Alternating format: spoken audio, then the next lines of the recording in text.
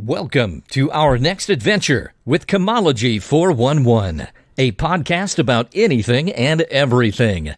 Kim and her guests will take you behind the scenes, behind the story, or behind the bar. So sit back. Make sure your seatbelt is fastened, tray table in its upright position, all carry-ons stored under the seats. But for this adventure, electronic devices must remain on. As we are ready to take off on our next adventure, introducing Kim Schultz and Kimology 411. Hi, everyone, and welcome to episode 40. I cannot believe we have been doing this for 40 weeks. So to celebrate 40, we're just going to kind of talk about some random stuff. We had a lot of little things to talk about. And you know, when we talk about little, they'll probably go on forever. But reality is we had multiple things. And so tonight's topic, we're going to just talk about a lot of different stuff. I'm Kim Schultz, and I'm your adventure coordinator for this show. Let's say hi to my co-host, Tyson Hartley. He is really enjoying the chair dance. I'm raising the roof, by the way. He was. It's like the 40 podcast-old virgins in here. Exactly. Oh, wait a second. Not at all. Not at all. Speak for yourself. Not at all. You know, like how many years do you have to not have sex to become a virgin again? Card again? I don't know. I don't know. I wonder if somebody knows that. I'm not seeing the legislation on that. So the other thing too is that place is looking nice. Thank you. Yeah, you can talk Thank about you very that much. Yeah, the place is looking real nice. Mm-hmm. And then what are we saying? 40. Yeah. Oh well, let's just go to. Oh no, it didn't work. The incredible audio setup did not work. Let's go to Tyson's Quick Hit, delayed or not. I can't believe we spent this much money and it failed. Oh, this is ridiculous. I'm going to return this phone. I mean, incredible audio equipment that we bought from high-end audio and radio and broadcasting. All right, so first Tyson's Quick Hit. Remember how I said last week I had a vacay from myself? Ooh. Because I had company. Well, my vacay from myself is finally over. Yes. So it was about 2.5 weeks that I had someone at my house. It was awesome. Yeah. But the vacay is over. But wait, is it really? Quick hit number 2. I have a new visitor, if you will. A little fuzzy visitor. Wait a second. Have we talked to Robin about this? Robin was checking me out on the porch again. I'm like, hey, Robin. I don't even know which Robin is which. I feel bad. Oh, whoa. I'm not sure. There's one kind of fat one. Are you playing the birds? Anyway, the new visitor is I got a new Kiki. Oh. Yeah, she's the best Kiki ever. He is adorable. Yeah, I've shown you pictures. But the only thing weird is what's coming up besides 4th of July being weird for that whole thing where we're going to be celebrating independence, wearing masks and virtually, which makes me as mad as whatever is the most mad you can get, even the idea of it. But so 4th of July, right? And so my sister goes, oh, you're going to Mom's for 4th of July? And I was trying to think it through, and I thought, yeah, I don't know if I'll go the whole weekend, but maybe I'll go down early because we have Friday off. And so maybe I'll go down early, just not the whole weekend. Want to actually have a weekend to myself. As much as I enjoyed having visitors, it was just, kind of the things you'd normally do. You go quiet time and stuff like that. I'll have a chance to go do during a long weekend. So I wasn't sure. And then I thought, wait a second. This cat is not even 6 months old. No. So it is still learning the new place. It's going to be at this place a week tomorrow. Right. So while he's been really good, he uses litter box like within the first 10 minutes. Oh, wow. And he's been pretty good. And we got him a little scratching thing. He still doesn't really know the ropes. Mm-hmm. Is it time for, after all, his first 5-6 days there, 5 days and a half have been with plenty of people around. Because I've been working half days. Some of those, working full days, but half days at home. So, and then I've had company. So, plenty of people around. Do I give him, in the first 9-10 days, like all of a sudden 72 hours of nothing And will I have a couch afterwards? Right? So he's got a scratching deal, and he understands, okay, I can do this. But I tried to get him to understand he doesn't know English real well yet. Not yet? So what? I tried to get him to understand, though, this is your scratching area, but only here. Did you scratch only. it? Did you scratch I definitely it? scratched it. You know me. I scratched it. I absolutely scratched it. And so only. The word is only. This? Because so you think the cat might think, hey, well, he likes when I scratch things. So I know how to be a good kitty. I'll scratch things. Everything. And then it was funny because one morning in a 3-minute span, he's like, I'll try to scratch this. He said no. I'll try to scratch this. He said no.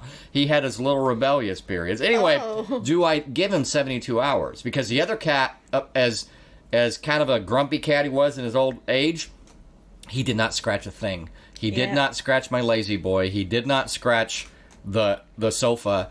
He did not scratch anything. And he had claws. Right. So my furniture has survived really well. So I think I'm not leaving. I think I'm just going to stick around. I know in a year that's definitely not the case, and probably even in 6 months, maybe even in a month. Yeah, I wouldn't do it for a week. Like a week is like and a week with more regular schedule, right. not just because this first week it hasn't really been regular schedule with me being there's gone. more people there now. They're gone, so then he's got to. So I'm thinking I actually am going to stay here for 4th of July. And I haven't said that to my mom yet, so we'll see how that goes. And don't worry, this comes out after the 4th of July, so when she's listening to the podcast. Oh, yeah, she can be mad at me then. Because my mother listens so much, one of our biggest fans. She's definitely way into using the internet out in the country like that, so I'm sure she listens to that and many other podcasts. All right, quick hit number 3. I'm also purring for another reason. Uh-oh. Besides my vacay from myself being over and my Kiki, who's such a sweet walker. And it's because my new setup. It was the only good thing for me out of this COVID mess is that it got me to have to get my home computer set up better. And it's set up even better. So now, because it's been working well, and we've been having to work halfway from home, but people have different plans, it is working well enough that I now get to, first of all, I've kind of had some additions to it, and I will, until further notice, get to work 100% from home, just go in as necessary for basically just having to get to physical files and stuff. So that is pretty awesome, and it's just in time. We'll talk about that later, because we record this on the 1st, and Insanity in Kansas starts in effect on the 3rd, which is Friday. So just in time, I'm going from 50-50 to 100%. So that is awesome. Speaking of local situations, quick hit number 4 is some really odd stuff lately. So I told you, I'm like, we've had power outages lately. I know this is little old Top City. Okay, I understand when there's millions of people and some people have the brownout, the rollouts, all that. But I had 3 in a matter of 12 days. Now one of them was supposedly lightning related, but regardless, and I said to myself, maybe it's just because I'm not normally at home, and these do happen in the morning, and I never got the little text message before to tell me that it was out and when it was going to come back on. But then I thought, well, no, I've been in this situation. I've been in this work situation for 3.5 months now or something like that. So I would have known. So it was really weird that it's happened 3 times in a matter of 12 days. Again, one was supposedly lightning related. Anyway, I thought, well, maybe I'll get an uninterruptible power supply, because all of a sudden I have to text my coworkers and say, hey, I can't get on right now. I'll get on when I can. And then you're like, well, do I need to head into work? But I don't even know that an uninterruptible power supply isn't more about spikes, like the little where your computer just kind of, when there's something weird about your power for a second. My computer doesn't go off. I've got my. So I don't know if it could run it for 30 minutes or how 2 that hours. Works. Okay, well I might be getting that, but getting on the way to outside of 2020 being both the best, thank you, Chiefs, and the absolute worst year. Thank you, Corona. Other than that, I've got a couple things that are looking up. So that's the end of Tyson's Quick Hits. Woohoo! Well, First of all, my power has been going out as well. And I can hear some transformers blowing, then my power doesn't go out, but it has flickered a lot. And so when I moved into my house, it was we moved in 1987, like the end of 1987, and bought it in 88 or something like that. And our power went out almost every week. And I would come home and, let's think about 1988. And when the power went off, everything was totally reset. It was off. Or you would come home and it would turn back on and be 45 minutes off. So you have to go reset everything because that's how the clocks worked. Right. Digital clocks. It was crazy. And so finally they came out and they had to do something up to the transformer because it's actually in my backyard. So it's really weird. My neighbor is on a different transformer. So when her power goes out, my power doesn't go out unless they both Your go out. Your immediate neighbor. You just right mean neighbor. Somebody, exactly. Okay. So my power could be out and hers is fine. But the transformer for me is in my backyard. They said that I was frying a squirrel every week. Weird. They had to put a thing around it at that point. So, and I'm of course, power lines in 88 versus 2020, they're totally different. They've already taken that pole down multiple times and put different stuff up. But so, maybe, although, we've had those Disney days where so many people have not been outside that animals are crazy now. Yeah. I mean, I still have my little fur bunny in my backyard. I sent you a picture of him or her, whoever it is. Let's sit there nestled in and once again looked at me like, are you freaking kidding me? I'm resting here. I'm in the sun. Whose place is this? Yeah, this is my spot. And, look on the title. And I come here more often than you do, which I only go there once a week. So, I mean, they got me there. Yeah, it's true. So anyway, I had the same thing. My first one of the 3 in 12 days was definitely a transformer. You could hear it blow. Boom. Yep. Off in the distance. So it was definitely a transform. I just don't know what happened with the last 2. So I know that my studio looks ridiculously unorganized, but I have... Okay, so I take this money manifesting intense class, and my coach, I have Kelly and Lynn Walker, and they're actually in Utah, and I'm on an 8-week course with them right now, basically manifesting money and changing my attitude and all that stuff, and it's just a great group of people. And then I have my advanced manifesting, and I have just my Monday manifesting. I do a lot because those are my educational parts. He's raising his hand. Hello, teacher. I'm thinking now. Some people will hear this that know my regular job, but I'm just curious. Does some of this also kind of be don't apologize for changing that career and trying for that, extra 15 or 20 when 15 or 20 is a significant increase? Because that's about where I am, because I've told you I'm in the public sector, and the public sector, in my opinion, is really, really, really one of the main reason for screwing up things intensely on our planet right now. And I don't know how much longer I want to be a part of it, but I also stink at getting a job. And I've never made very, very good money. So maybe you and I need to talk about this manifesting. I was going to say we do, because I am now doubling my money every year. So I doubled it from 2018 to 2019. I doubled it from 2019 to 2020, and I will have doubled it 20 to 21. I'm just doubling it. So anyway, so part of that class was different people are doing different things, and we had to basically make some major changes, because when you've got obstacles in your way, you really cannot go forward. So if you're not getting a better job, there's a reason that you're not getting a better job. And I just could not get myself organized.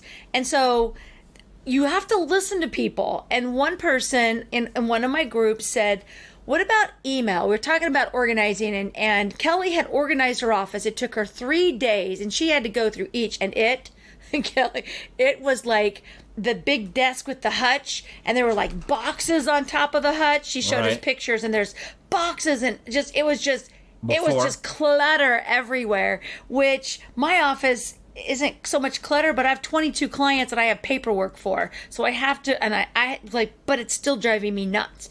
And so we were talking about that, and someone said, well, what about our emails? Is it like, should we do that? So when I was in Dallas, I spent 6 hours organizing my main email account. I've got multiple ones that I really don't use that I could just delete out easily. There were 8,900 emails in that one. But in mine, I had over 1,300 emails.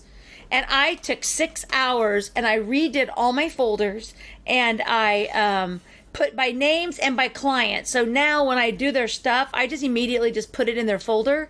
And so I, like today... Once you build the structure, it's a little easier. Yeah, you just go boom, boom, boom. And so when I get done, I go delete, delete, move, delete, delete, move. And if it's there, that means I still have some work to do. Right. So that was my first thing that I did. But the second one was my desk was so small. And you would come over here and you would just see stacks of it. So I've got 22 clients, and I would grab a folder and I'd be working on it. Then a client would call me, so I'd grab their folder. Well, the other day before I went to Dallas, I spent an hour trying to find a folder. Oh. And my folder has all their information in it. It's their client folder. I could not find it. And I'm like, okay, where I'm sitting right now, this is where I'm at. I can only reach so far. The folder cannot be out of my arm's length. An hour to come to find out that I had shut the folder underneath it and it was inside another customer's client's folder. So I thought to myself, I need a bigger workspace. That was basically because one was open, then you had to grab another one, put on top of it, and then when I closed it, I closed both of them at one time. It was just stupid. I didn't have enough room for it. So I thought, I want an L desk. Mm-hmm. And so... Which is what I got but it's a soft L. Yeah. It doesn't have a sharp corner on it. And yours is bigger. Yeah. By a decent... Thank you. By a Size decent does chunk. matter. Yeah, I guess. So anyway, I told Chelsea, I said, I want to go find a desk. So she said, go to Shop My Exchange and see what they have. Went on there and I thought, there's a very nice desk on there. But I'm going to try to stay local as much as I can. So I go to... Office Max, Office Depot, whatever, it's the same company. And I walk in there because they had some of them, and they were just little bitty L desks. Like, same space as I had on my other desk, except an L. And I was like, no, this would be like something you'd put in your bedroom, like in the corner of a bedroom. That's really all they had in stock. So I went over then I went over to the mall where we have a local family that has, it's like the Dillard size of 2 floors furniture. It's called Kansas Furniture Store of Kansas. Furniture Store of Kansas, maybe. Furniture Mall of Kansas. A furniture mall, yeah. Go in there. Ooh, free First of all, we advertising. have all the masks on. We've got a very grumpy salesperson standing at the top of the escalator. I said, hi. I said, I'm just looking for a desk. And he goes, because you can't freaking hear him. And he goes, I'm slow sometimes. I'm like, oh, because he was grumpy? No, because mask. Because he has a mask on. And so he says, follow me. And so I follow him over, and he goes, we don't really have a lot.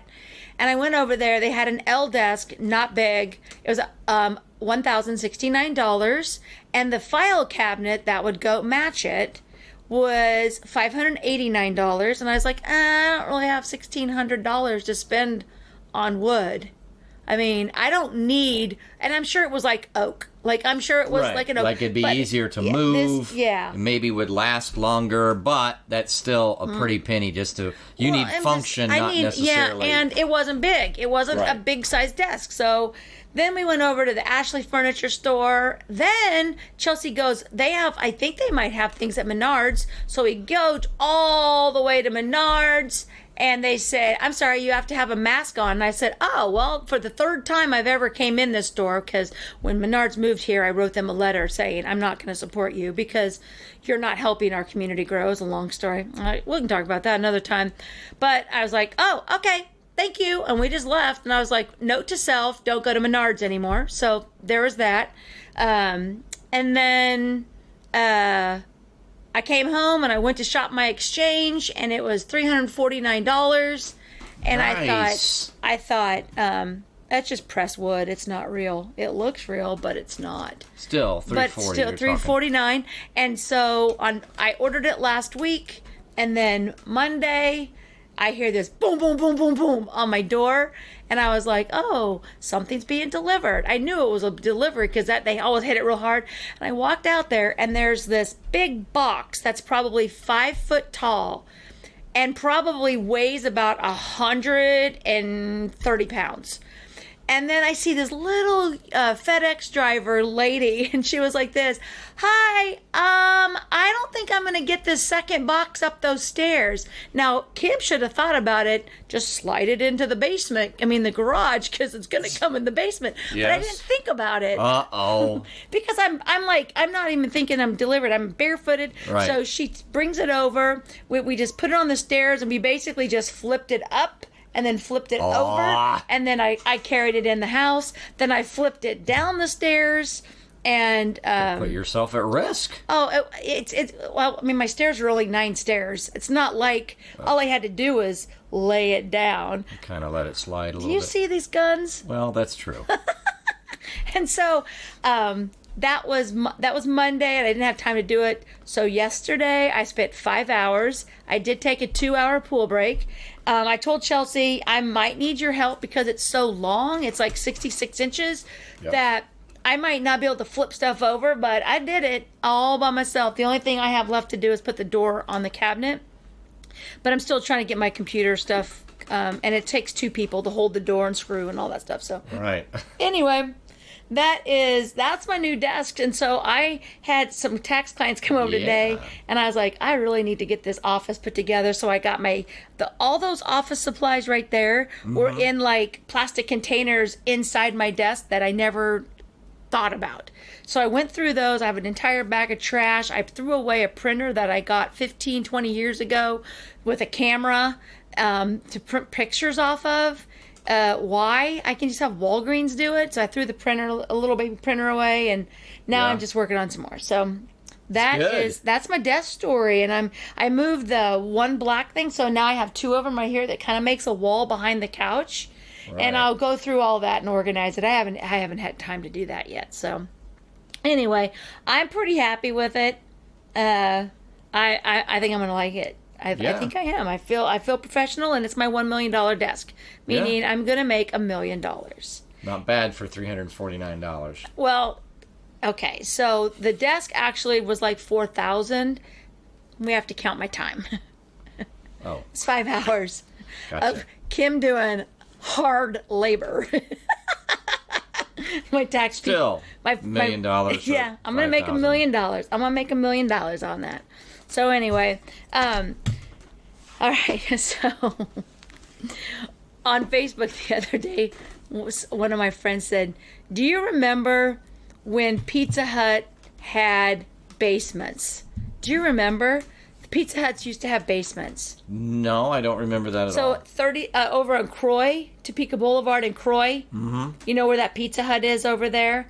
There used to be a basement there. There's a movie theater was behind it. And then you had White Lakes Mall. Okay. And then right there on the corner where that Pizza Hut is, that Pizza Hut used to have a basement. And when we would go see movies, when we were in middle school is when you can't drive, so you have multiple parents dropping off 15 to 20 kids. I've always ran in big packs. When we did something, it was never small. It was like, hey, we're going to go see The Watcher in the Woods at Fox 3 Theater. And it's like, boom, you'd have 15 people show up. So after that, then we would always go to Pizza Hut to eat pizza. Mind you, back in the day, you remember when pizza used to be like $25 for like a large pizza? Because we would all contribute $2 and get 1 slice of pizza. Yeah, I don't even know that phenomenon, but that's true. It was so expensive, and it took like an hour and a half to cook. I mean, it was crazy. Anyway, one winter, and I might have talked about this on another previous episode, but when I thought about the basement, we were down there and we were having a good time. We were really good kids. We were not being out of control, being disrespectful or bad. The manager comes down and says, and we're waiting on our rides is what we're waiting on because parents are picking us up. And the manager comes downstairs and says, I'm going to need all of you kids out of here. And we were like, what? And he was like, I need you out. And so, of course, I said, we're just waiting for our parents to come pick us up. He goes, I don't care who you're waiting for. You guys have been here long enough. You need to get out. So we all get up. It's winter. It's cold. There's snow on the ground. And he's throwing children outside without parents. Plenty of hours left of it being open? Yes. Yeah, they're not closing. Like, we could stay out till midnight. I mean, we were kids. The movie started at 7. It was like probably like 11. They weren't closing. They just wanted us out. So we go outside and we're sitting out there. I can't be in the cold. I don't have my scarf and my gloves and my winter go play in the snow gear on. I just have a coat. So I'm sitting over there and I'm pissed. And I was like, this is ridiculous. And my mom and dad were at a square dance. And so the square dance hall was on probably about 15 minutes away. Yeah. And so we're sitting there. And the next thing I know, I can't breathe. And cold air just makes me hyperventilate. So now I'm having an asthma attack and I cannot breathe. So I'm hyperventilating. So one of my friends runs in the thing and goes, she can't breathe! She can't breathe! And so, of course, now the adult comes outside and I'm like bent over and he grabs me and he brings me inside and I'm like, I need water. Because what I've always done is I would always go get a glass of water and I would breathe the water. I wouldn't drink it, and I'd spit it out and spit it out. It's so much cooler than being in a bag, but that's how I've always done. I'm like, I need a glass of no ice water in between not being able to breathe. Then being in a bag? What'd you say? You know. Oh, breathing in a bag. Breathing in a bag, you know, when you have an asthma attack, it gets your stuff. Well, I breathe into water. So I bring the water in, put it in my mouth, and then I spit it out. And it's just what I did. And it basically just controls my breathing part, so I concentrate on that.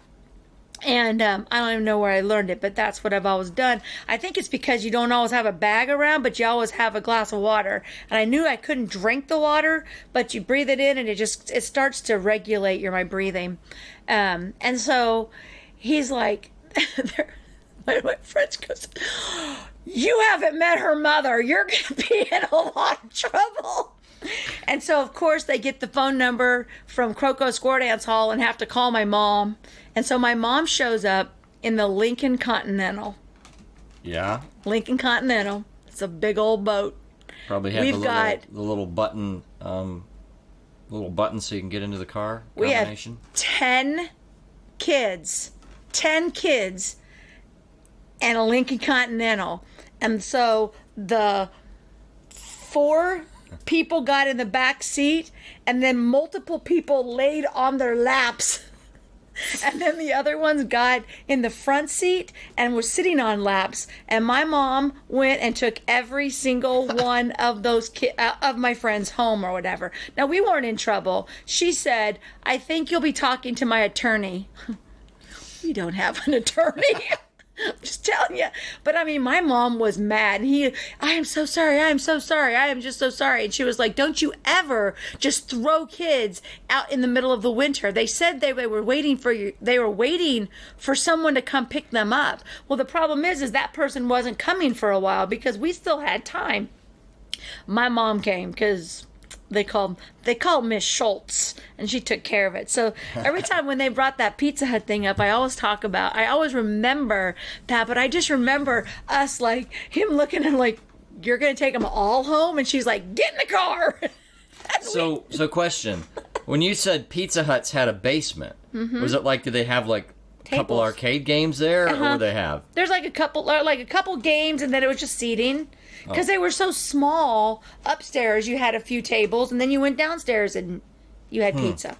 Yeah. Yeah, I don't know if I've been in one with 2 floors, but I wondered, and it wasn't like they were short on seating from customers. No, it was 10:30 at night. It wasn't. We were downstairs probably laughing. I mean, I don't remember. It was a few years ago, but just a few. itsy bitsy 40-ish some years. But reality, that was my Pizza Hut story, so I saw that on there. And let's see here. I got my new desk, my Pizza Hut. Oh, so I think we talked about my internet. My internet sucked. And so I went online and said, I need my modems. So you would come over to borrow a modem because they sent me 2 modems. Mm-hmm. I plugged in one modem. I went to return the 2 modems, the old one and the new one that was still in the box. And she was like, okay, that's fine. I go, no, my internet sucks. Like, it sucks. Still. And she goes, oh, let me go get you a different modem. So she said she was going to have it connected.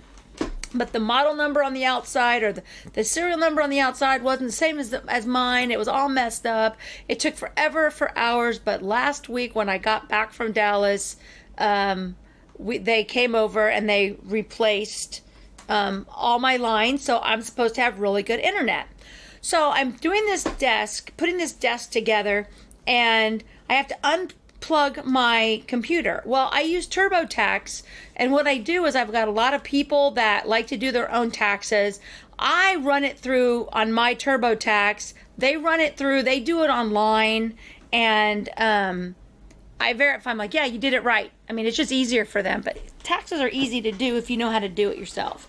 And so I use that, but I also use my TurboTax to use it for budgeting. So to tell you how much you need to take out of your check, right. I can say, this is your check from this year. If you take this much money, you'll owe this, you'll get this much back, because some people use their refunds as a savings account because they're not responsible enough. So I'll run it through and I'll be like, you should probably take out an additional $35 a check. I'm always using it. I use multiple years taxes all the time.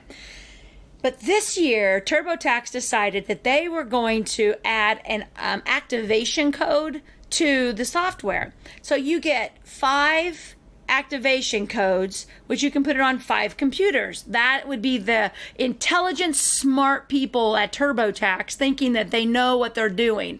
Well, reality is they're a bunch of complete idiots, because it did not work. It has been the worst year to buy their software. And I'm rethinking if I would ever use that product again, because I have had to buy 3 discs.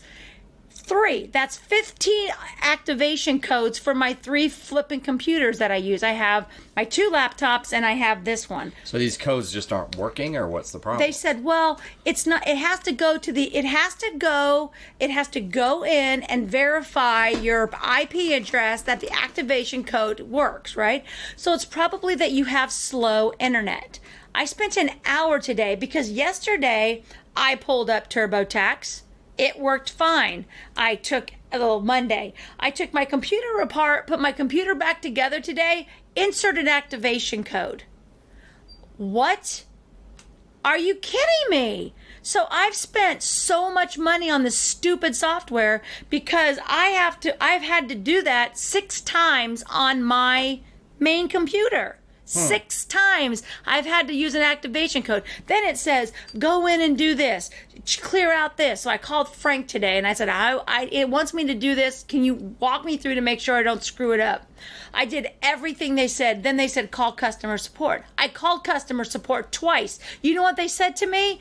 You've already used up your activation codes. You just need to buy another disc. You can go to our website. Activation codes based on total number of computers? Uh-huh. It's supposed to be 1 activation code per computer. Well, I mean, after you tell them, well, I don't have 15 computers. Nope, they don't care. They do not care.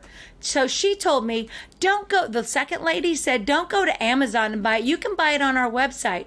Amazon, $75. Their website, $119. Are you flipping kidding me?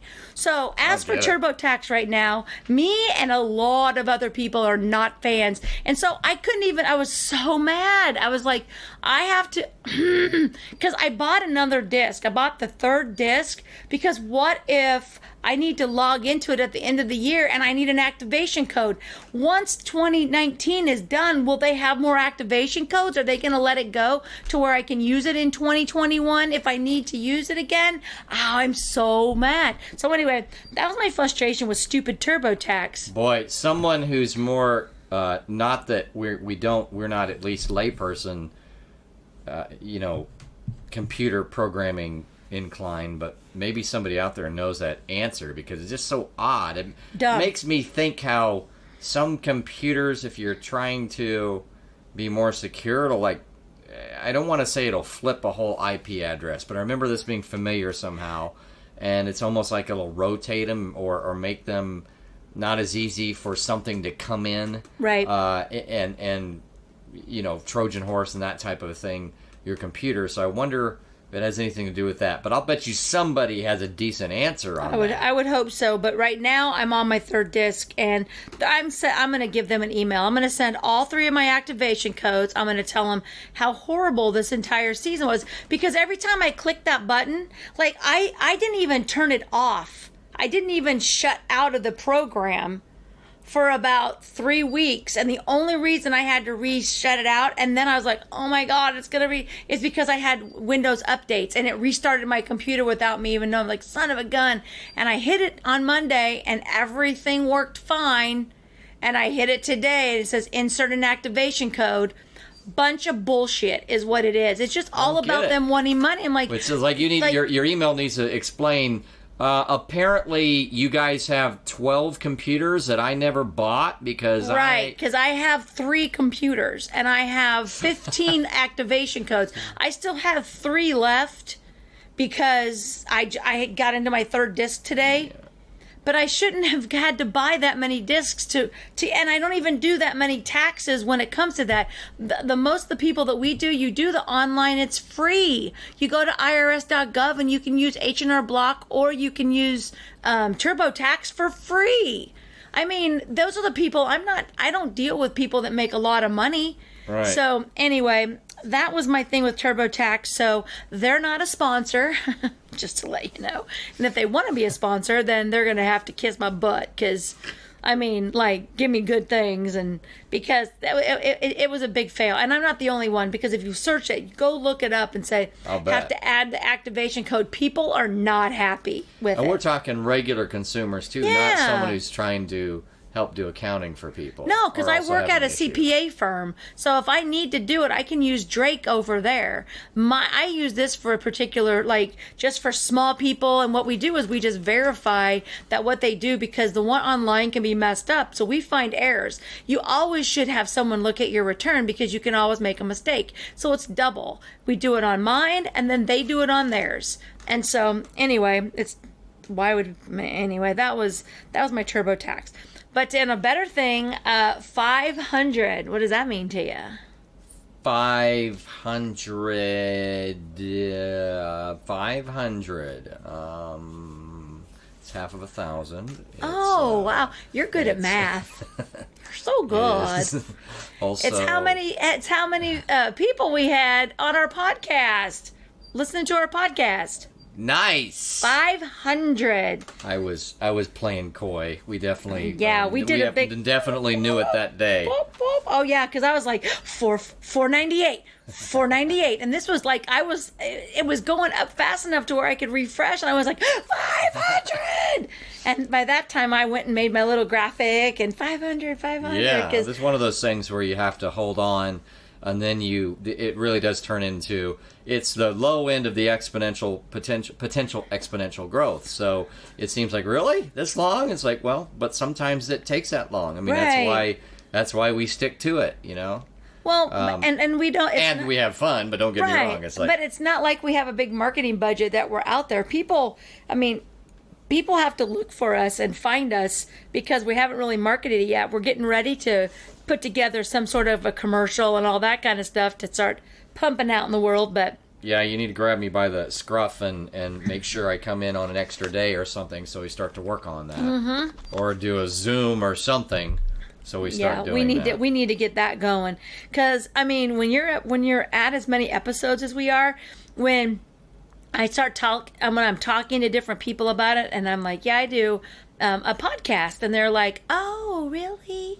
So yeah, we have 59, maybe 60 episodes. Oh, right. Like a real podcast? Right. Yeah, it's not a hobby. It's like planning. We spend probably 8 hours a week on this? Well, if not 8, we definitely chat near that time. I was going to say that's our talk time. Basically, all of our chatting is semi-preparation. That's not Tyson's not sleep nights on his research stuff. Sometimes it's like 40 hours. It's like, dude, we don't need this much information. No, I gotta get it all. I have to find it all. You know, it's to the point where I feel like if it was, and I know we said early on, it's like, even if, I believe we put it on the air, but if not, even if I said, you know, I'm a mass comm major and a political science minor, I got that for a reason, because I was all about talk radio and political science and the importance of it in the planet, on the planet. It's only become more and more influential as we've seen social media and stuff. So even back in the late 90s when I got my degree, I wanted to be on air, not to be a DJ, but to do that. And it's even to the point where I go, you know, it's really a potential resume bullet, because I've been out of radio now longer than I was in it officially. Previously, it would always be that I'd be out for a little bit, but it was never longer than I was in it. Right. You know, and now it has been that case. And so now it's like we have enough that it's almost like a positive resume bullet for even professional broadcasting. I always said, even if that were to happen, first of all, they'd have to give me a lot of money because radio pays badly. Nothing. Yeah. Radio pays very poorly, so it makes it less likely I'd do it outside of a part-time deal. But if they did, then I would still continue to do this, because this is where, you know, the main ability to express ourselves are, unless I got a lot of it. So I see us going 100 and 200. Oh, yeah. Yeah, before long we'll be at 50. It won't seem like very long, and then we'll have our full year. Right. Then we go out and party, celebrate that year anniversary. I will probably have a strawberry daiquiri. Woo! What? Maybe a Virgin Shirley Temple. See, I don't even know. I guess Shirley Temple Temples are our virgins. That's the whole idea. And we're back to virgins. Yeah. Maybe I'll have a margarita. And maybe I'll have an O'Doul's. Ooh. Remember O'Doul's? You can have O'Doul's if you want a non-alcoholic beer. Or we could go straight up Sutter. What was the boxed wines? I will go boxed wine on you if you're not careful. Yeah. Whoa. Bring your own box of wine. BYOB. Was it? No, it was Boone's. Boone's Farm. Where you know if you drank it because your lips were red for the next 3 days.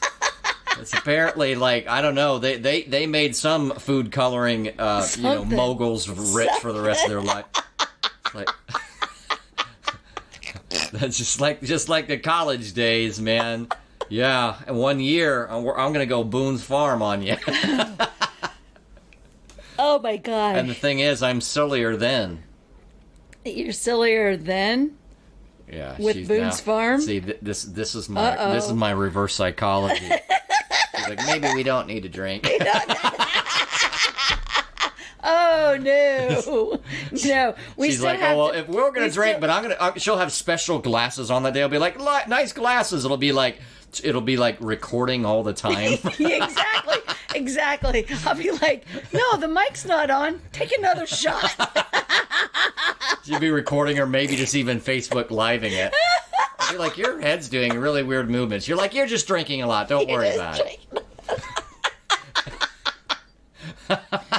Oh my gosh. Lordy. Well, I did have some drama this week. Drama. I had on Sunday I had to go to a viewing because my friend we talked about Andrew had died. Yeah. And he looked incredible in the casket. And we walked in, and of course his wife Karen, her and I share the same birthday. We came up they said, well, they're asking for you guys to put on name tags. And so I was like, okay, that's. She goes, well, Karen just might not know who people are. So you need to put your name, and then you need to put, like, where you know each other from. What have I said about the introverted thing? I'd be better if I had some kind of name tag and association so I could go, yeah. I see on your chest that your name is George. And, okay, good, thank you. Yes, so that sounds like a good idea, it was a great idea, but she'll know who I am. like I'm part of, like she's part of my group. And you know, being a DJ, so she just kind of looked at me, and I'm thinking, no, really, we have the same birthday. We celebrate our same. Karen Tober. Yeah, nope, Kim Tober. Oh, okay. I mean, I'm sorry, she can celebrate with me, but you need to back off to the Kim Tober. Okay. Not everybody. We know this. So anyway, put on my name tag, went in and went up to view, and you know, I don't, the viewings don't bother me as much. Funerals I'm not a fan of. I don't like all the words and all the emotions and all that. It's just, it's too much for me to handle. But that was okay. You know, like I didn't like freak out at all, and then so I did that, and I still was just sad because he was so sad because he just wanted to work. And so to be, we said it last week, but when we say DJ, he was an event DJ. Event DJ, yeah, and that was his full-time job. But you know what? He just wanted to work, and the passion that he loved his job, and how mean and cruel this world is. So I am, and I've taken this down so like nobody else can see this, because I thought to myself, you know, the people that attacked me, and we talked about my post about the farmers market. Yeah, can I set a context for that? Uh-huh. So in a previous episode, although it is her opinion, she didn't just do it to dangle it out there necessarily. But she said, Kim said some things on social media that a lot of times she wouldn't have said on social media, even though she believes them, she might talk about it here. And part of the strategy was a vulnerability post as part of just her personal development with some of the coaching stuff. And so it's things that may not have gone on social media, but she wanted to see, what will people do? And you're supposed to be vulnerable enough to let your authentic self out there for this exercise. And then it became ugly, or at least upsetting. So there's that background, and then now what she's discussing. So after that happened, I took my profile and went to friends only, and I locked it down. And I went back through some of the posts and made them friends only, which is sad for me because I've always had my stuff public, because it's always just been there. But with the times that we're in right now, and we're not getting out of this anytime soon, even when this is done, November 4th, and everybody gets, they move on with ever, because after the election, things are going to change. It doesn't matter. We cannot survive doing this, and we're just, anyway. So can I mention something really quick? Mm-hmm.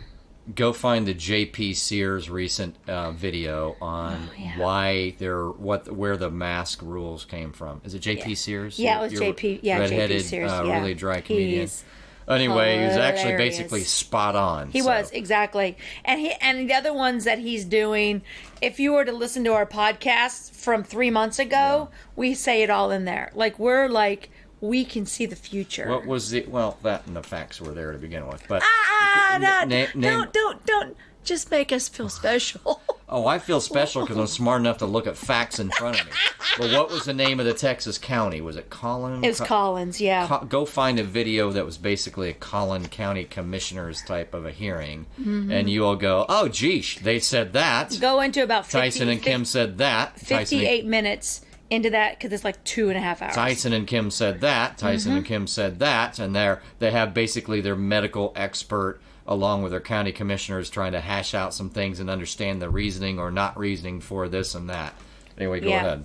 Okay, so a friend of mine shared a post from someone that's not a friend of mine that said, I am sorry, but the only convincing argument for not wanting to wear a mask in public is that you don't give a crap about anyone but yourself.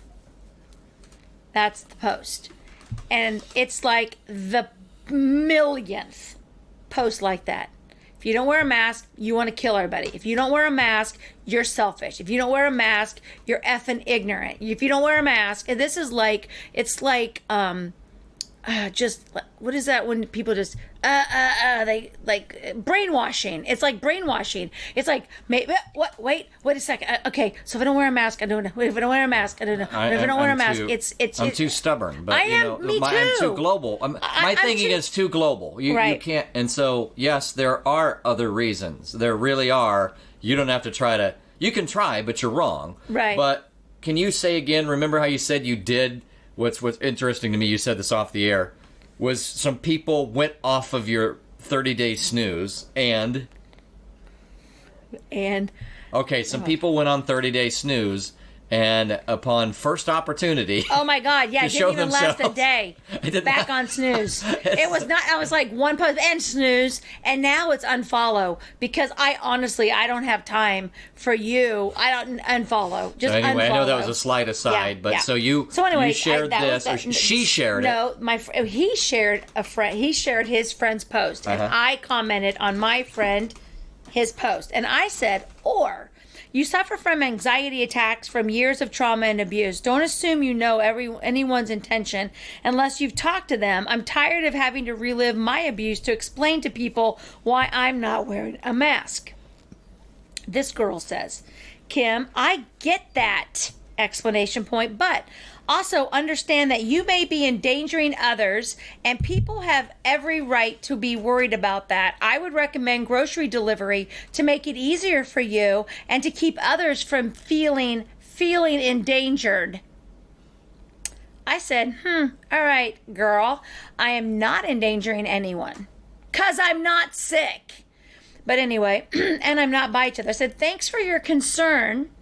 In Shawnee County, our health department has stated wear a mask if you can't social distance. These other counties are using masks to make you feel safe. If me not wearing a mask makes you feel unsafe, you should isolate yourself in your house and use pickup or delivery services. Doesn't seem like a fair alternative when suggested to you. Because she's telling me I have to stay in the house because I was abused for 10 years. I'm going to say it to you. So now I get to be punished again because now I don't get to go out. How cruel are you? Right. And the other thing is that you said, well, if you're going to be scared of the fact that I'm going to be out there without a mask, but still over 6 feet away from you. Right. It's not like I'm planning on coming up and hugging you. So, in fact, I'm planning on not doing that at all. Well, anyway, some guy jumps into this mix. He says, aha, there it is. Don't use your abuse as an excuse for denying science. Yeah, don't even get me started. You are putting people in danger because of your ignorance. Stranger, I don't know who you are. Thank you for calling me ignorant. You don't know me. I know I follow all the rules stated by Shawnee County Health Department. Thank you for the name calling and the assumptions. I will follow what my doctor says and not random strangers in social media. He knows a lot about science. You appear to care about people, but only certain people. Have a great day. He says,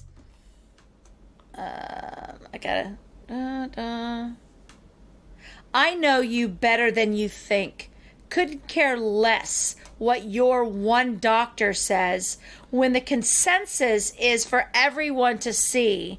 You, all capitals, that is, are endangering people. Your choice to risk others' lives.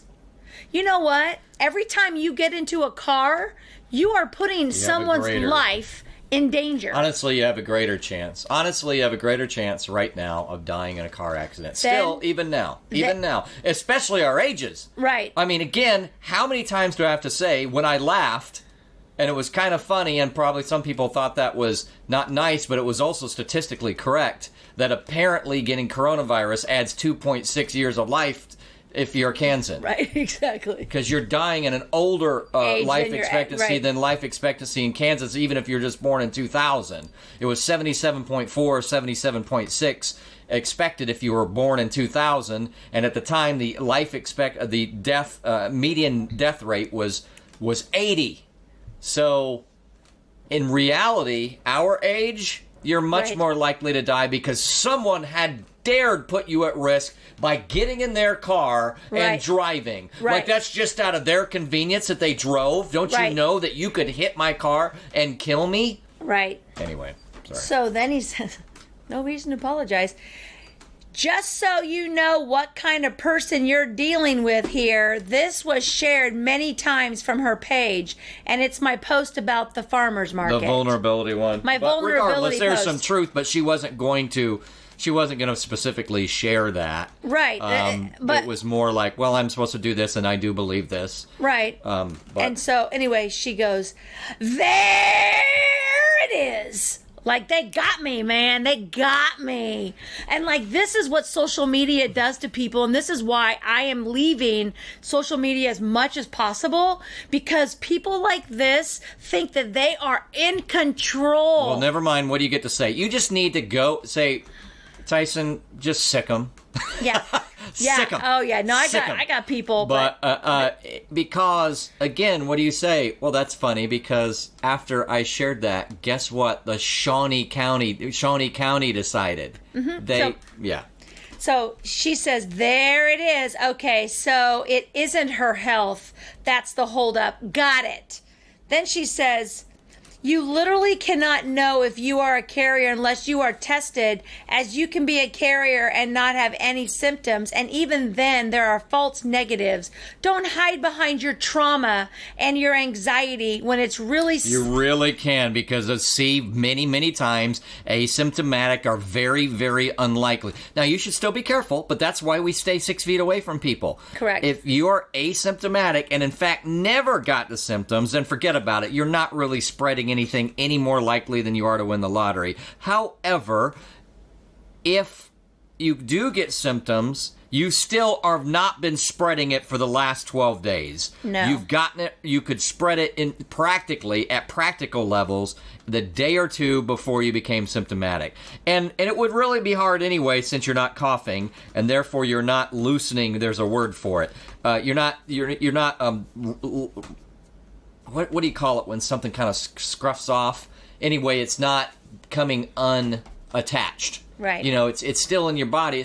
You're not sloughing it off. It's not sloughing off of your lungs because you're not coughing. The amount that goes out before you're symptomatic is very, very low because you're not even doing the main transport of it, which would be the coughing and the sneezing. Right. Anyway, don't hide behind your trauma and anxiety. How dare any stranger talk to someone who has said that I've been abused? You're evil. Like, this is evil. Like, I don't know who you are, but you're not a nice person, and there's no compassion there whatsoever. Because I'm not even speaking 100% for myself. I'm speaking about some severely abused people that I know that cannot wear a mask. Okay? When it is really just selfishness and ignorance. He replies to her, don't forget, she's also hiding behind wanting to open the economy, but that can only happen when we all take masks seriously. Complaining about closing the farmer's market, but refusing to follow the guidelines to keep it open. I have followed every guideline. I have never broken a guideline. Wait. What is it? Is it a guideline? Guideline. You know why it's a guideline? Because many people and their brothers said it is not so important that you absolutely have to do it. Correct. I know some people would say, well, yeah, but the whole thing you're going to argue, Tyson, is that it should never be mandated. But in all reality, idiot, not you, of course, but I'm pointing at the phone, there is much debate, and then why did they tell us not to wear masks? Because it's definitely not an absolute open and shut case. Not in the least is it an absolute open and shut case. So what people have done is said that, well, you know how maybe you would have less likelihood to have mosquitoes if your gutter worked 1% better because there'd be less water. That's the type of slight distinctions they're trying to make, but which would be nice, except they're trying to create mandates off of it. Right. We've said before, this is not even hard. I'm going to say it very quickly in 30 seconds. The N95, which is the gold standard if you're trying to get a standard, if you're trying to have a mask, at best case, the idea is it's 95% efficient at stopping particulates of an average of 300 nanometers. Right. Well, coronavirus is 60 to 140. Right. So it's already as little as only 1/5 the size of that hole. It's like trying to stop a baseball with a net that would allow a beach ball to go through. Right. That's what it is. Now, in reality, there are studies that say it does slow it down slightly. Slow it down, right. Slightly. But it's far from this idea that you will not give it to somebody if you have it. And you will, and in fact, there's plenty of information that says no, you can't. You definitely can still give it to somebody with these cheap symbolic masks on. Right. Anyway, go ahead. So then I said, this post was only regarding people who are working outside at a farmer's market in 95-degree weather, which our county commissioners agreed with. I will continue to follow the rules my county gives me, and you follow whatever rules you want to, because I don't know who he is and I don't know where he lives. What I would do, although it's not there anymore, I would say every time they said anything, which our county commissioners agreed with. Yeah. Which but I put in there, I have followed all the rules. Like in Shawnee County, if they say masks are required and I decide to leave my house, I will wear the mask if it is required. Like I've seen businesses today, if I needed to go in and that's what they wanted to choose and I wanted to go in there, I would wear the mask if that's what they asked. I'll do it for 5 seconds. But I'm not leaving my house, so I won't be doing it. By the way, dummies, what have they been saying about these lesser masks? You need to change them out every 20 to 30 minutes. So when you talk about the science, you got to wear a mask. Are you doing that? Are you changing them out every 20 or 30 minutes? Washing your hands in between. Are you wearing 10 different, 15, 20 different masks a day? Because if not, you have side effects. Oh yeah, it'll all come out. Like, it will come out. We'll have some podcasts that will be like... It will all come out, but the funny thing is we'll go full circle because they were telling us why it wasn't a good idea in mid-March. Right, yeah, they already told us. Anyway, so I said, I will continue to follow the rules my county gives me, and you follow whatever rules you want to. I hope you both have a great day. I respect everyone's opinions, and I'm okay with strangers thinking I'm selfish and ignorant. And he replies back, cool. We do. Oh my God! Boo! Snarky McSnarkington. Woo-hoo! Yeah. You got me. You just got me. I don't even know who you are. So now I had to go back to my Facebook and I had to put everything to friends all the way back to March. That took me an hour because I thought, screw you, you asshole. Don't go. I don't even know who you are. How? You should just bring in Tyson. How can anybody?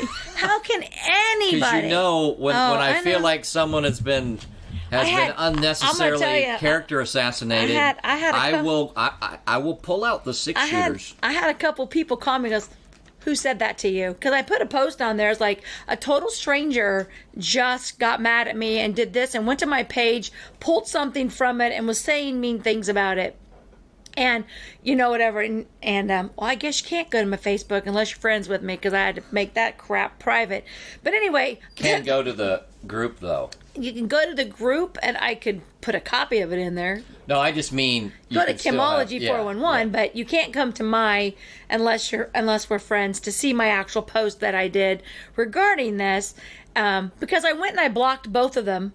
Because I don't need that in my life. I don't need anybody. I don't care what you say about me, but you're done. What I like to do is stay on track with the arguments, but what I'll often do is then I'll beat them to the ground on the idea that they're not staying on track. Right. So this idea that, I'm just going to go try to stir things up by going back to her profile and paste it in there, that's the workings of a special kind of dick. Yeah. Well, it's somebody that has way too much time on their hands because I really didn't have enough time. I was just trying to justify the fact that all people are not created equal and all people are not equal when it comes to medical. There's a lot of things going on here. And what was the original post? It's that... Well, you can't tell me anything more that's convincing. Everybody. That's convincing unless... the first one read something like, I'm sorry, but the only convincing argument is that you want... Yeah. They're selfish. And I'm just like, okay, so I'm just had it, but it wasn't a post that was mine. the original friend post, he didn't ever jump in on it. But I did delete it because all I wanted was the information just so I could see, you know what?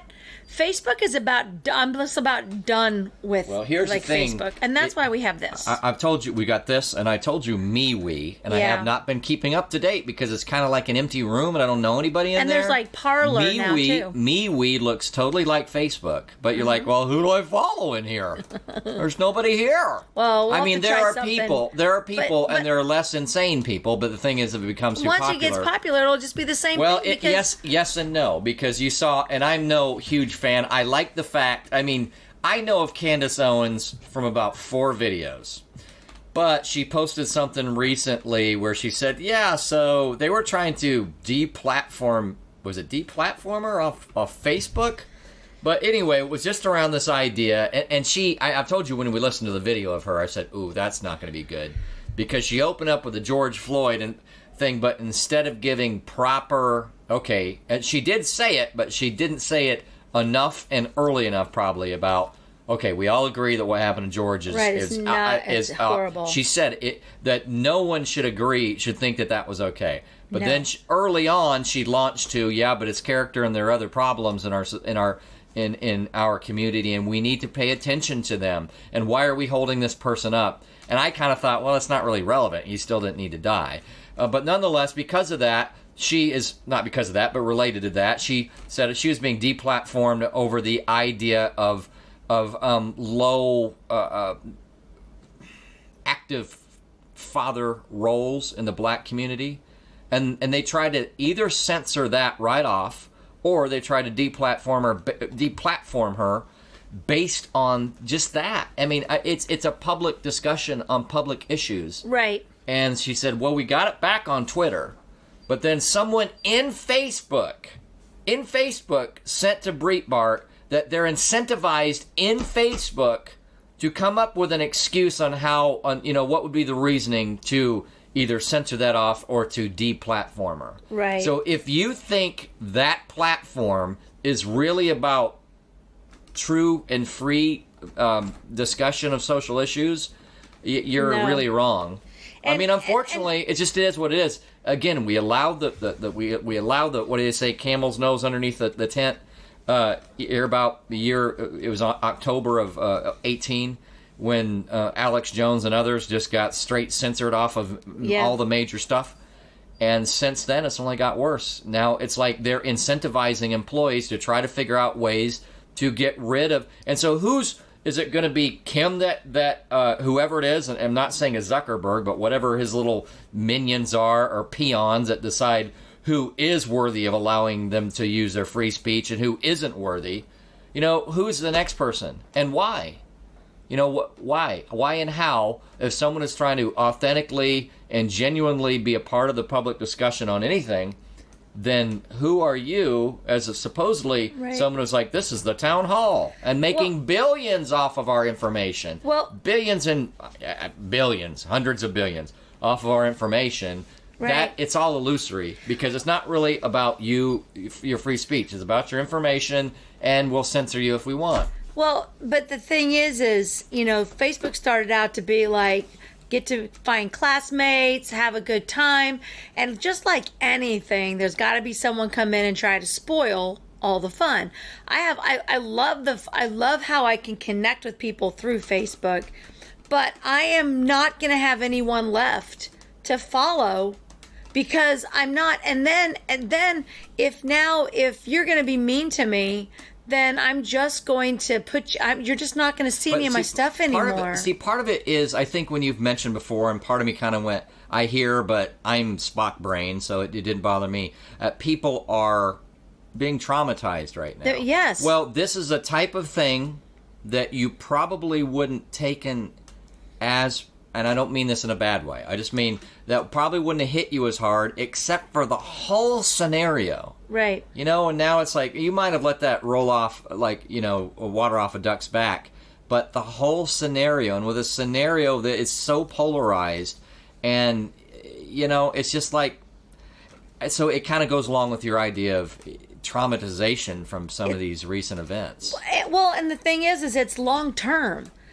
2-3 weeks, okay, 2 to 3, 4 months, 5 months, 6 months, 7 months, an entire year of going through and basically just telling people, you're a bad person, you're going to die, you're a bad person, you could kill somebody, your actions are going to kill somebody, your actions. Every day we wake up, our actions have the potential to kill someone.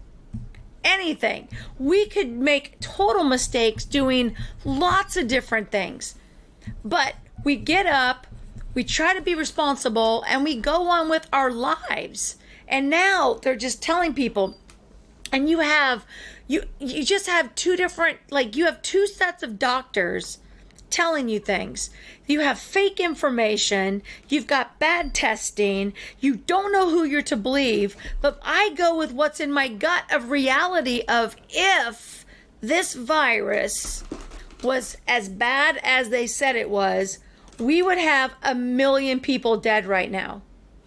And we have hundreds of thousands. Well, and which again, sounds like a big number, but we're talking billions of people. So, again, I want you to subtract the number of people over the life expectancy at the time that they were born. Right. And how many are left? I mean, there's a lot. I'll bet you we're not even 30% of the total number. Right. If the median age here is 80, and that was the life expectancy in the year 2000 was 77.6 or 77.4, whichever it was. That means at the time they were born, life expectancy was probably about 67. Right. So if you subtracted all the people who were beyond their life expectancy at the time they were born, then your number's not. I bet you it's not 30% of the total right now. So I mean, it's a problem. But right. As to the idea of the fatality of it, like of course, right. How many times have we said the various things, the vitamin D, the vitamin C, the B3, the even things like, honestly, I don't understand the length of it. You may have mentioned it to me, but respiratory likes cooler air, thus yes. the seasonality of it. It makes sense for you to go get plenty of warm air in your lungs. And right. I think that means up to and including if you can do fit. So we have talked about a lot of things to do about this. It's not that we're not taking it seriously. We don't want you to be unnecessarily sick and or worse if you're older. But that's kind of a different question. But very quick on that one. You should go ahead and do your saunas. If you're really concerned, I see this because another totally snarky friend actually said something where it's like, oh, well, obviously this, an adult said this. And it was something about someone saying that it was a warmth of a certain drink that actually was I know who that was. Effectiveness was as opposed to what was in it. And my immediate thing, but I don't think I wrote it, I started to go, well, actually, there is a heat element to this. I mean, thus the respiratory illness and the fact that it does well there because it's lower than your regular body temperature and thus the seasonality.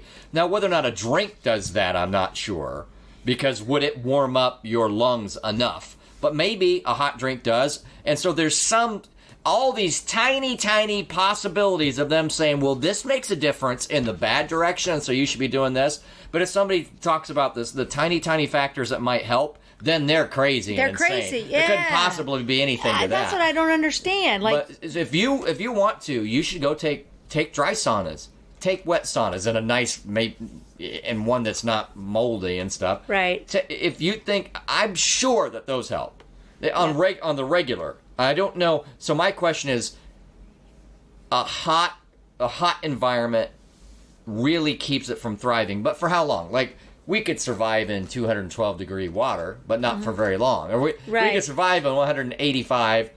It's not going to hurt us. It's not going to kill us. It's just going to hurt. Right. And then, so unless it kills us, how quickly do I not thrive? So obviously but there is something to the idea of the average heat of your lungs, because otherwise it wouldn't be seasonal and it wouldn't be a respiratory illness. Right. It would thrive somewhere else in your body. Yeah. Closer to the body temperature. But the same idea. It's like, I saw someone go, oh, well, blah, blah, blah, an adult said this. It's like, we have talked a lot about things that I've taken specific data and gone through specific charts of what's important to do at this time period.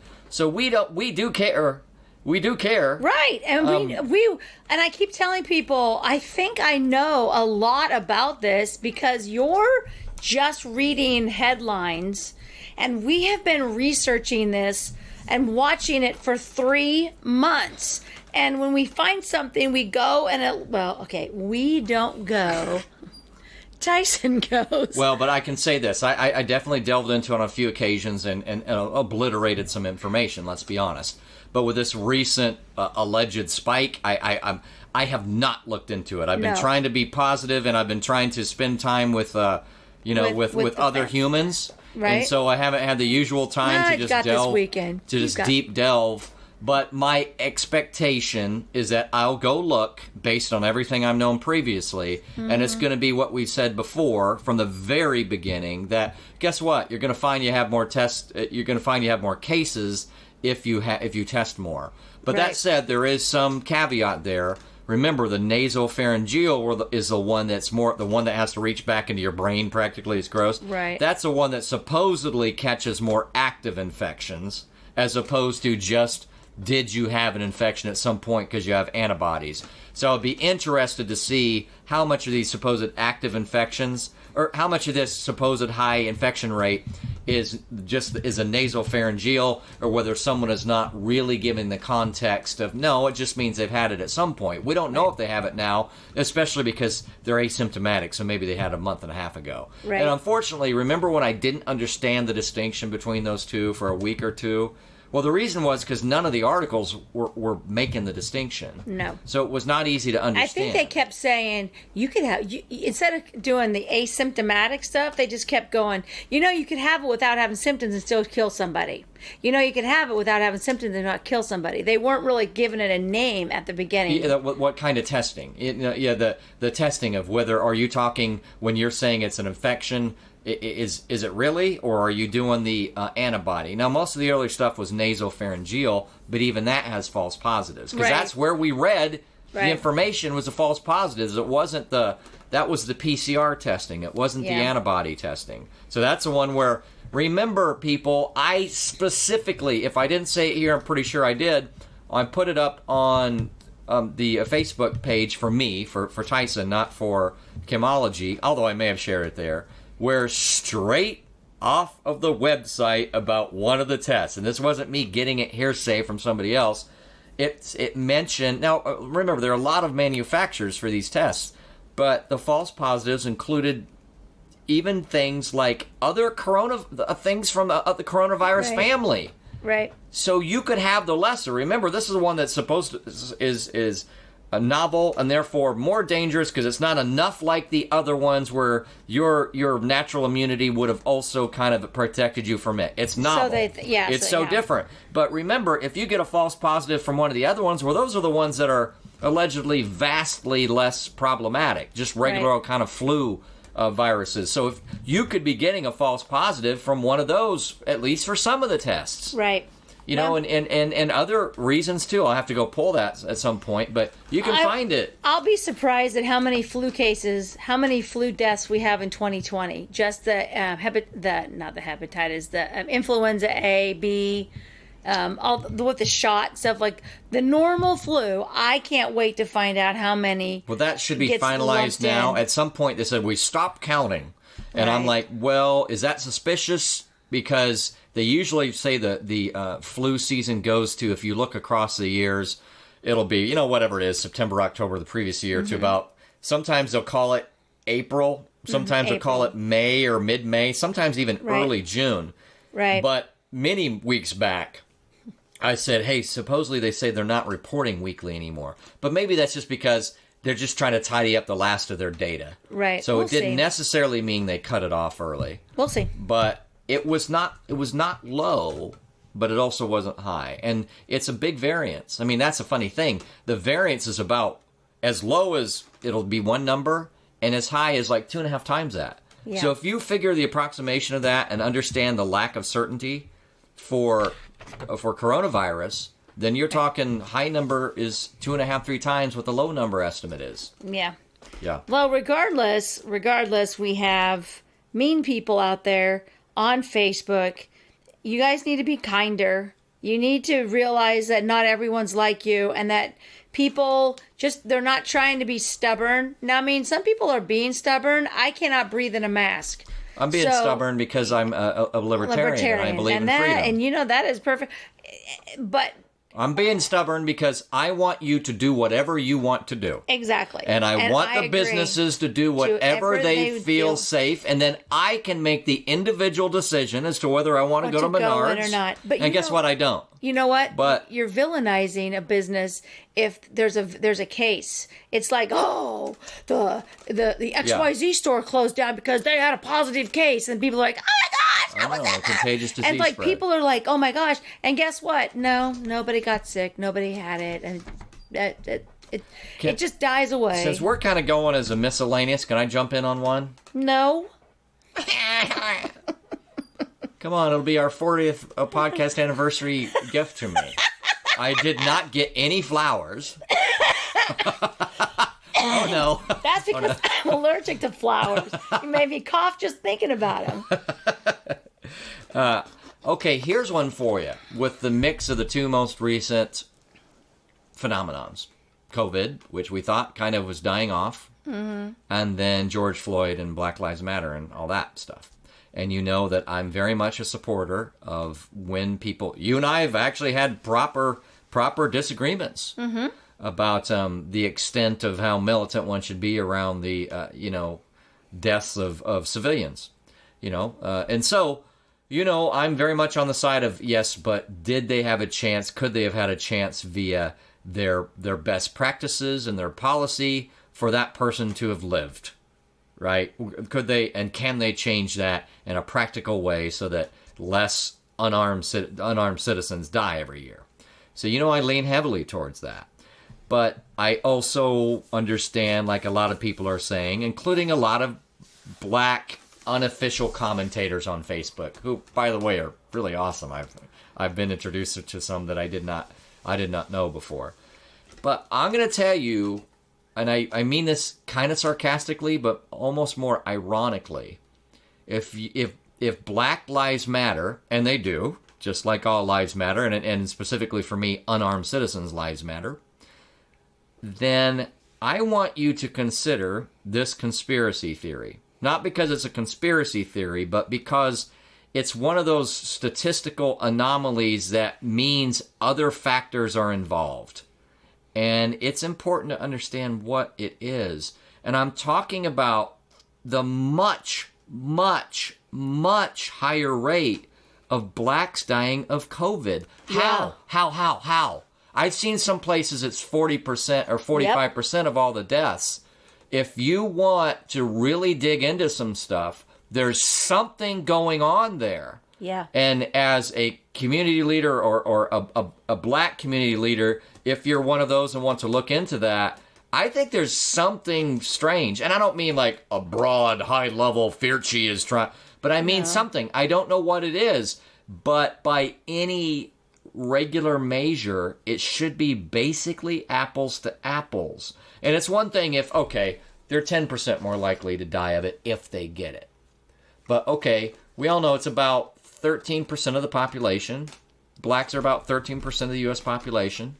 So then how are they 40 to 45? And some places, so allegedly, some places will say approximately the majority, 50%. I mean, that is well. So you got two mathematical things going. If you just looked at that, you go, well, geez, that's 3.5 times the rate. But more than that, because it means the rest of the population's likelihood has gone down. So you're talking, how is it that blacks are more likely by about a factor of 6 to 10 or more to die of COVID? There's something weird going on there, and I don't know. Some of you may have seen. I think we shared a somebody who came in to recruit. She was a nurse, wanted to help in New York City, and she was crying, giving a testimonial of how poorly they were. I don't know why. I don't know if it was a $39,000 incentive versus the 13. 13 to call it that type of admission, a COVID admission, $39,000 to put them on a respirator, and therefore whatever, money's money, we're not getting money anyway, and this person does not have good representation because no family's allowed. I don't know whether it's that, because she hinted that there were people who were not coming from a great economic background who were being neglected and basically given the exact wrong care and then not giving the proper emergency procedures. I'm just telling you, statistically, there's something highly wrong there and highly suspect. Because, again, it's one thing to say, okay, if you got a certain likelihood to die, and then another group, give or take, is even got 20% height, but not 600 times, 600% the likelihood to die of it, or 1,000% the likelihood to die of it. There's something weird there. It would be a good, and I don't know what it is. It's probably too complicated of a question. Right. But there's something weird going on. Could it be like a deficiency? When you're talking about the vitamin D, because they have, so you can get what is it? It's not sickle. Is it sickle cell? Sickle cell. Sickle cell, is that predominantly? Yes. Because it's something that's in their genetics. No one's identified anything that would account for 600, 700% the chance of a white person. But right now right now they're just trying to save the world. I have some black friends, and I try to tell them. I try to tell everybody this. I say, take your vitamin D.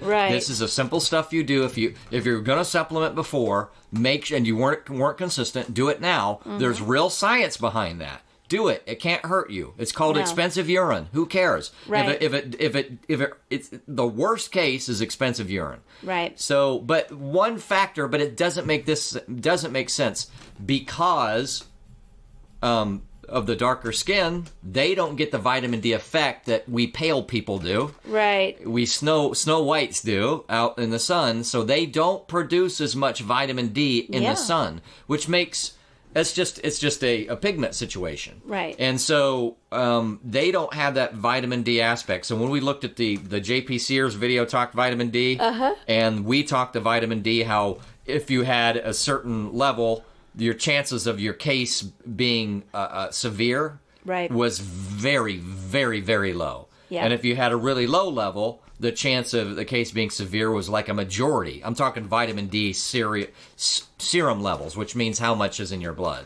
Right. But there is something to be looked at there. Yep. And I'd be interested if anybody can find that information, and maybe somebody started on that. Is it just neglect in the healthcare system? And if so, what the F is that about? Right. Because you look at everybody as a patient. I don't care if you happen to know that person is from the nice family or what it is. Right. I mean, I expect the bad overlap is just the overlap of the Venn diagrams of socioeconomic, and therefore it's a poor patient, and it's more likely to be a poor patient. But even then, there are so many poor white people and other. It still doesn't make sense. Yeah, for a it doesn't whole make any sense. 6 times or 10 times as likely to die you get it. I think we just have to wait till this is run its course, and then that's when we're going to find out everything we've been talking about. That's when everything's going to come out. So right now we've had. And this goes down, and this is, could you call another conspiracy theory, but we've got elections coming up in November. And I believe that nobody wants anyone to start investigating what has happened before the elections. And it's not because it was the elections. It wasn't like, hey, the elections are coming up, let's do it. But I think that they have made some really big mistakes, and they're just like, no. If we just keep them as scary, we keep it scared, we keep it scared. What I say early on, we keep them scared. When you make a big decision like that, then you're invested in the decision because the blame can be placed on you. And so we'll see a lot, but it will be after November 4th because they're going to keep it pushing it now because now they realize, crap, if we, there's just, I don't know. There's so many people that can take such a big, well, honestly, I mean, I'm of the opinion, and some people are going to be like, no more podcast. I'm of the opinion that some of these decisions that ended up being trillions and trillions of dollars, if we are going to put somebody in jail for taking a widow's $200,000, well, I want to know at what point is it on, just because it's on a massive scale instead of an individual crime, do we say someone should be in prison for making such fraudulent decisions that cost the world tens, if not hundreds of trillions? Yeah, I agree. All right, guys. Well, this was episode 40 or so. 40. Like, I remember turning 40. It took a lot longer to get there. Like, it's just going by fast, I think. Yeah. Like, I mean, it's just going by fast. And our setups are getting better as long as we take our vitamin C and our vitamin D. I got my gummies. I got my D gummies from the exchange as well. So, oh, by the way, this isn't public, right? Because I'm not wearing a mask next week. Yeah. You have to wear one. Oh, no, I guess you'll be at your house. Just social distance from the I cat. meant for podcast. Oh, for podcast. Yeah, no, shh. We're like on the like the down low. Yeah, I will not have a mask on as well. We'll have the lights off and be whispering our podcast next week. And I'll be moving my hands like an Italian, and you'll hear Kim going, "Ouch!" We don't want smacking me in the head. I'll park like 5 blocks away. Like there's some real shenanigans going on, and it's really because they're like, hey, that person does business in there, so that's really public, and you should have your you have your camouflage outfit on, little army crawling down the street. Go in the back door. Don't come in the front door. You got to go around the back. Then I'll step on your rabbit accidentally. Oh yeah, don't step on the rabbit.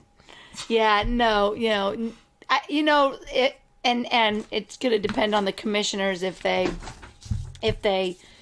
do it, because Governor Kelly has decided that the whole state of Kansas needs to wear a mask, but the committee put it in to where the counties have control. So the counties can make it not happen. We're going to get it to happen because our commissioners, we only have one that that understands the economy and what's going on, and we have 2 that don't. So we probably will have to do it, but I just don't plan on going anywhere but a pool. Neither. I'm not spending money. I'm not going out to eat. I'm not doing anything. I want, as I said early on when they tried to buy our approval, I want their centralized decisions for them to earn every single amount of repercussion because of the consequences of them.